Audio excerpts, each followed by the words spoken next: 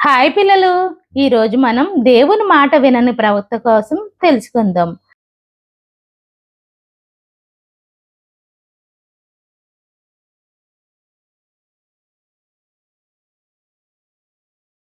అతను ఎవరు? ఆ ప్రవక్త? అతను ఏం చేశారు? దేవుని మాటకి లోబడ్డారా లేదా? అనే విషయాల కోసం నేను మీకు ఇప్పుడు చెబుతాను. ఓకేనా పిల్లలు? Okay teacher. బైబిల్లోని చిన్న ప్రవక్తల్లో యోనా గారు ఒకరు. ఎవరమ్మా? యోనా గారు. యోనా దేవుని యందు భయభక్తులు కలిగిన వాడు. భయభక్తులు అంటే ఏంటి పిల్లలు? రోజు ప్రార్థన చేసుకోవడము, తల్లిదండ్రులతో పాటు కుటుంబ ప్రార్థన చేసుకోవడము, స్కూల్కి వెళ్ళినప్పుడు వచ్చినప్పుడు ప్రార్థన చేసుకోవడము, ఎప్పుడు దేవుని వాక్యాలు చదువుకుంటూ నీటిగా బ్రతకడము భయభక్తులు. వెరీ గుడ్ తల్లి. దేవుని ఆజ్ఞలను యోన గారు కూడా పాటించేవారంట. మనం తల్లిదండ్రులు చెప్పిన ఏమన్నా చెప్పారనుకో, తల్లిదండ్రులు చెప్పిన మాటలు మనం వింటామా లేదా? వింటాము టీచర్.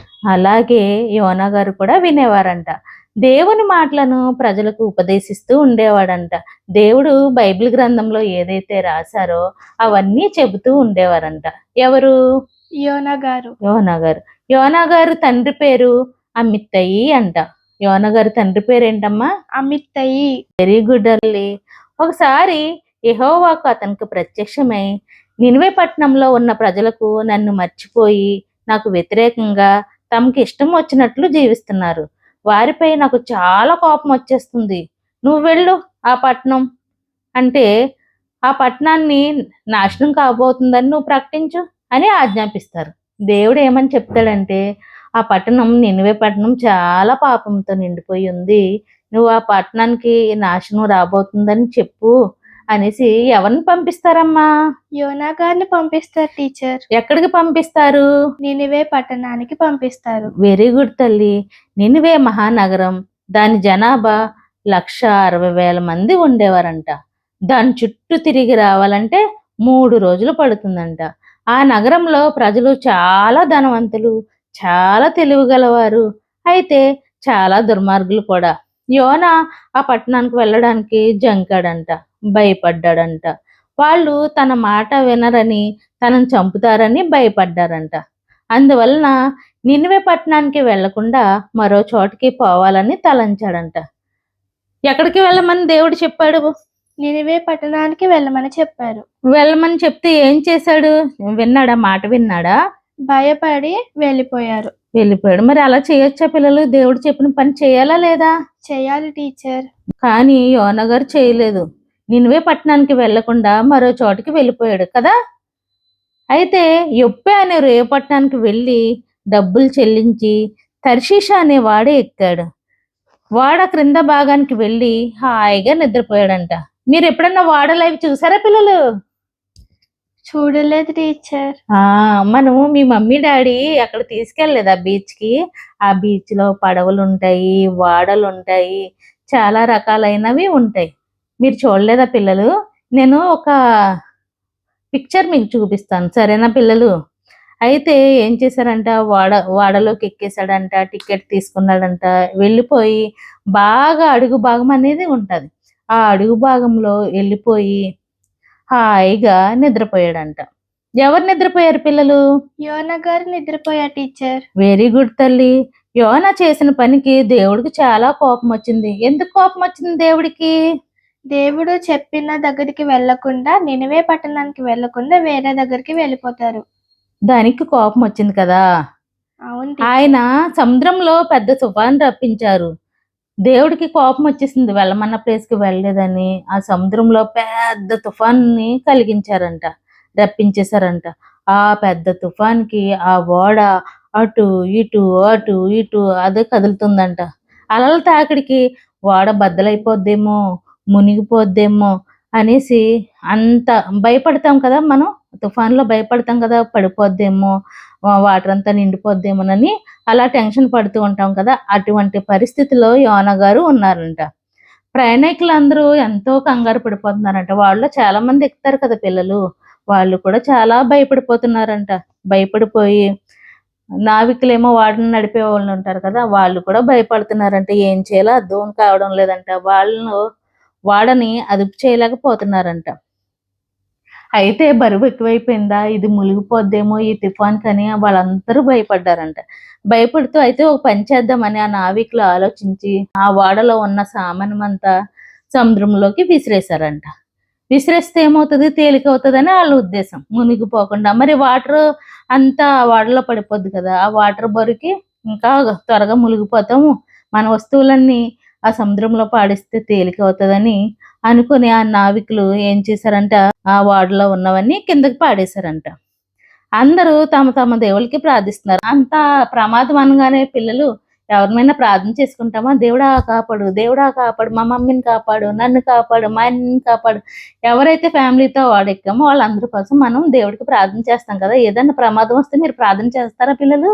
చేస్తాను టీచర్. ప్రార్థన చేయడం వల్ల ఏం జరుగుతదని చేస్తారు మీరు? ఒకవేళ ప్రార్థన చేస్తే మనం ఆపదలో ఉన్నప్పుడు దేవుడు మనల్ని రక్షిస్తారు అని ప్రార్థన చేస్తాం టీచర్.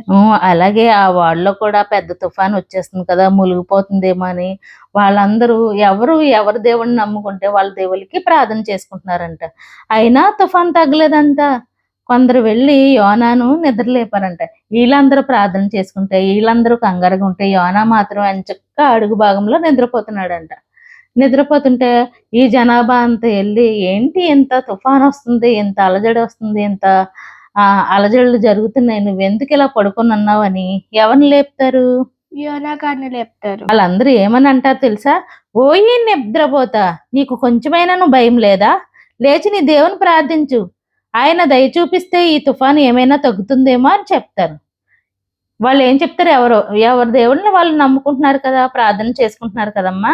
ఇతను మాత్రం హాయిగా పడుకుండి పోతున్నాడు. కానీ ఇతనికి తెలుసు, నా పాపం వల్లే, నా వల్లే దేవుడు వెళ్ళమన్న ప్లేస్‌కి నేను వెళ్ళలేదు కదా! అందుకే ఈ తుఫానొస్తుంది, ఈ అలజడులు జరుగుతున్నాయి అనేసి యోనా గారికి తెలుస్తుంది. కానీ వీళ్ళకి తెలియదు కదా! తన చుట్టూ ఉన్న వాళ్ళకి. వాళ్ళు "నీకసలు బుర్రుందా? నీకు బుద్ధుందా? మేమందరం ప్రార్థన చేసుకుంటుంటే నువ్వేంటి హాయిగా పడుకున్నావనేసి" యోనా గారిని తిడుతున్నారంట. ఓకేనా పిల్లలు? వాడలో ఉన్నవారు ఒక పని చేయాలనుకున్నారు. మనం చీటీలు వేద్దాం. ఎవరి మూలంగా వచ్చిందో తెలిసిపోతుంది అని చీట్లు వేస్తారంట. చీట్లంటే అర్థమైందా పిల్లలు? కొన్ని పేపర్స్ తీసుకుంటాం కదా! ఎంతమంది ఉన్నామో అన్ని పేపర్స్ తీసుకొని వాళ్ళ పేర్లన్నీ ఆ పేపర్ల మీద రాస్తూ ఉంటాం. రాసేసి వాళ్ళు ఎవరైతే ఉన్నారో ఓడలో కూర్చొని ఎవరైతే ఉన్నారో వాళ్ళ పేర్లందరియి రాశారంట. రాసేసి ఇలాగా చీట్లు ఎవరిది అంటే ఇలాగా చీట్లు విసురుతారంట వాళ్ళ మీద. విసిరితే ఆ చీటీ ఎళ్లి ఒకళ్ళ మీద పడ్డదంట. ఈ చీటీ వెళ్తే ఈ చీటీ ఎవరి మీద పడతదో వాళ్ళ మూలంగానే ఇదొచ్చిందనేసి వాళ్ళందరూ అనుకోవడానికి, నావికులందరూ అనుకోవడానికి. ఓకేనా? ఎవరి మూలంగా వచ్చిందో తెలిసిపోతుందని చీట్లు వేస్తారు. చీటీ యోనా పేరుతో వచ్చింది. చీటీ తీసినప్పుడు ఎవరి పేరు మీదొచ్చింది? యోనా గారి పేరు మీద ఆ! వచ్చింది. అందరూ అతని వైపుకి అనుమానంగా చూస్తారంట. ఎందుకంటే తుఫానొచ్చినా ఇలాగ పడుకొనున్నాడు, ఈడికి బుర్ర లేదు అనుకోని తిట్టుకుంటారు కదా ఎవరైనా. అలాగే అయితే చీటీ కూడా ఇతని మీదకెళ్ళిందంటే ఏదో జరిగింది అనుకోని అందరికి డౌటొచ్చి అందరూ అతని వైపు చూస్తారంట. చూసి అందులో ఒకళ్ళు అంటారంట, "ఓయ్! నీవెవరు? ఎక్కడికి పోతున్నావు? ఏ పని మీద పోతున్నావు?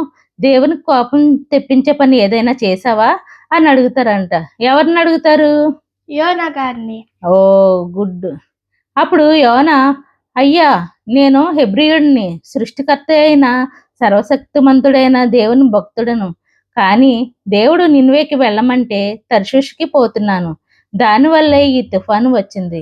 ఇంకా నన్ను సముద్రంలో పడేయండి. సముద్రంలో వేస్తే తుఫాను తగ్గిపోతుంది" అని యోనా గారు చెప్తారంట.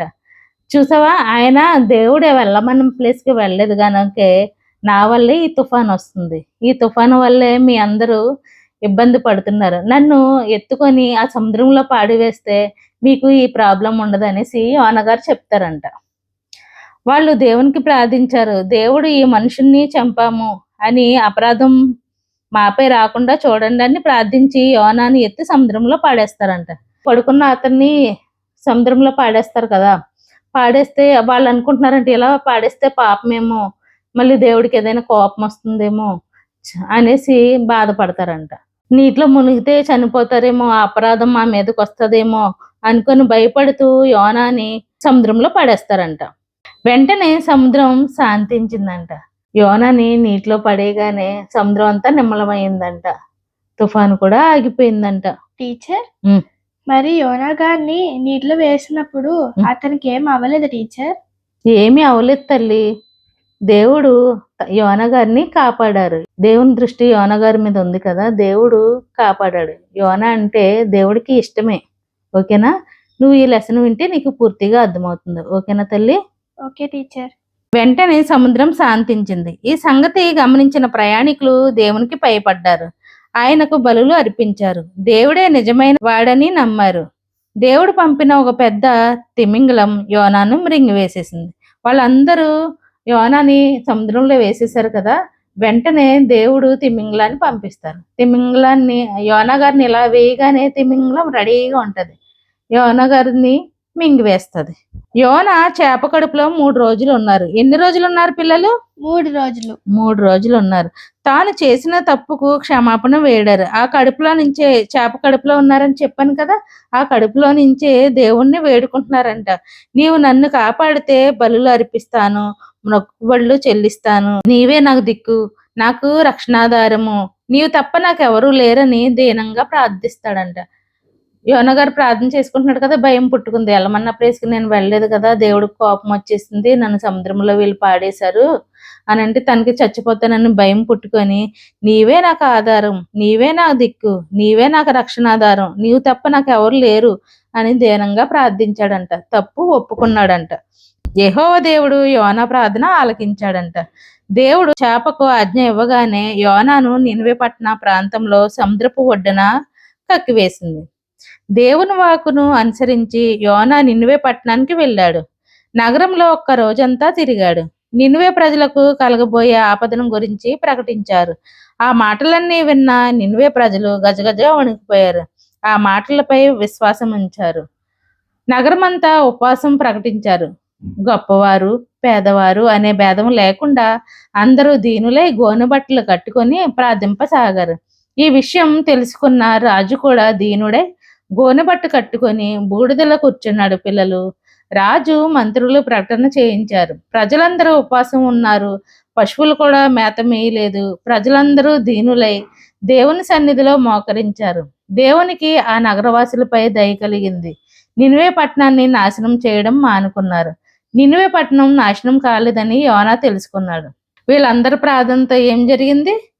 నినివే పట్టణం కాపాడబడింది. యెహోవా దేవునితో అన్నాడు, ప్రభువా, నీవు నినివే వాసులపై జాలి చూపిస్తావని, వారిని క్షమిస్తావని నాకు తెలుసు. అందుకే నేను తర్షీషుకు వెళ్ళడానికి ఇష్టపడ్డాను అని అన్నాడు. దేవుడికి జాలి గుణం ఎక్కువ కదా, నువ్వు వాళ్ళని క్షమిస్తావులే, చంపేస్తావని నేను అనుకోలేదు, నీకు జాలి ఉంది కదా, దయ ఉంది కదా అనేసి యోనా గారు దేవునితో చెప్తాడంట. నువ్వు అలా చంపవనే నాకు తెలుసు, అందుకని నేను తర్షీషుకి వెళ్ళిపోయాను అనేసి దేవుడితో చెప్తాడంట. యోనా నినివే పట్టణానికి దూరంగా తూర్పు వైపు ఒక పందిరి వేసుకున్నాడు. దాని క్రింద ఉన్నాడు. ఏం జరుగుతుందో చూడాలి అని అనుకున్నాడు. అప్పుడు దేవుడు ఒక సొర చెట్టును మొలిపించాడంట. దేవుడు చాలా ఎండగా ఉందనేసి పెద్ద సొర చెట్టును కలిగించాడంట. మొలిపించాడంట. ఆ సొర చెట్టును మొలిపిస్తే అది పెరిగి పెద్దదై మంచి నీడనిస్తుందంట. ఆ చెట్టుని చూసి యోనా సంతోషిస్తాడంట. ఎందుకు? తనకు నీడనిచ్చిందని, దేవుడు నాకు మంచి నీడనిచ్చాడు, నేను ఆ నీడలో విశ్రమించొచ్చని సంతోషపడతాడు. అయితే తర్వాత రోజుకి ఏం జరిగిందంట, దేవుడు ఒక పురుగును పంపించాడు. ఆ సొర చెట్టును పూర్తిగా తినేసింది. దేవుడికి కోపం వస్తుందంట. అంటే నేను చెప్పిన పని చేయకపోతే ఏం జరుగుతుందని దేవుడికి కోపం వస్తుంది కదా. ఆ సొర చెట్టును ఏం చేస్తుందంటే పూర్తిగా తినేస్తుందంట పురుగు. యోనా మరి అది తినేస్తుంటే, ఆకులన్నీ తినేస్తే ఏం పడుతుందమ్మా? ఎండ బాగా పడుతుంది కదా, అతని మీదకే ఎండ పడుతుంది. ఆకులు ఉంటేనే కదా నీడ వస్తుంది. యోనా బాగా తిట్టుకుంటాడంట. ఏమని? బాగా నా మీద ఎండ పడుతుంది, అందువలన యోనా విసుక్కున్నాడు. చావడం మంచిది అనుకున్నాడు. ఏంటి, ఆ ఎండకి చచ్చిపోవాలని అనుకున్నాడు. అప్పుడు దేవుడు యోనాతో, నీవు కష్టపడకుండా శ్రమ పడకుండా తనకు తానే పెరిగిన సొర చెట్టును చూసి బాధపడుతున్నావే, 1,60,000తో ఉండిన నినివే పట్టణం నాశనం చేయడానికి నాకు ఎంత బాధ కలుగుతుంది, నీకు అర్థం అవ్వలేదా అని దేవుడు అన్నాడంట. నువ్వు చెట్టుని నువ్వు వేయలేదు, నువ్వు పెంచలేదు. ఆ చెట్టు ఆకులు పోయినందుకే, ఆ ఎండ మీద పడినందుకే నువ్వు అంత బాధపడిపోతున్నావు. 1,60,000 మంది చనిపోతున్నారంటే నాకు బాధ కలగదా, నా పిల్లలు కదా అనేసి దేవుడు యోనాతో అంటాడంట. అప్పుడు యోనా దేవుని దయాగుణాన్ని తెలుసుకున్నాడు. తొందరపాటుకు బాధపడ్డాడు. యోన మంచి ప్రవక్త, దేవుని ఎడల భయభక్తులు కలిగిన వాడు. యోన భయస్థుడు, నినివే వారికి భయపడి దేవుని ఆ దేశానికి వ్యతిరేకంగా తర్షీషు ఎక్కాడు. మనం కూడా సొంత ఇష్టాలు నెరవేర్చాలని ప్రయత్నాలు చేస్తూ ఉంటాం. అయితే చివరకు దేవుని చిత్తమే నెరవేరుతుంది.